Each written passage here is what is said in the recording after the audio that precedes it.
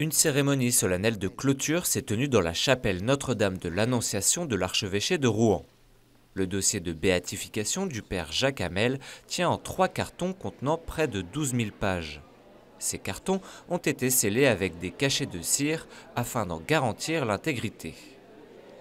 Dans ces 11 500 pages, nous avons 600 pages d'audition des témoins, nous avons 5 000 pages d'homélie, vous voyez c'est assez conséquent, nous avons 2 000 pages de revues de presse, nous avons aussi le rapport des théologiens, nous avons le rapport des archivistes, une centaine de pages, et puis après il y a des pages de procédure.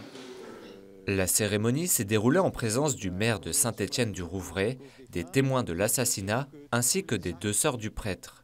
Roselyne Hamel était très émue par la perspective de la béatification de son frère martyrisé.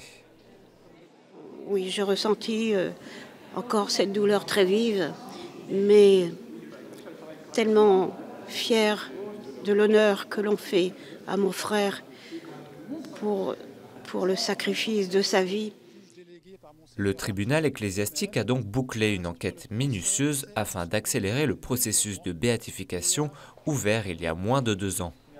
Les membres du tribunal ont prêté serment d'avoir accompli leur charge fidèlement durant l'instruction. Je crois que pour nous, c'est un signe qu'il se passe des choses dures, violentes dans le monde, mais que ça peut ouvrir des chemins de concorde, des chemins de dialogue et même des chemins de paix.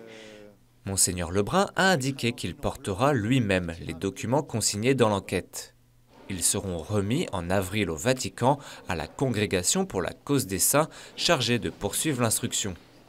Il reviendra ensuite au pape François de reconnaître ou non le père Hamel comme bienheureux.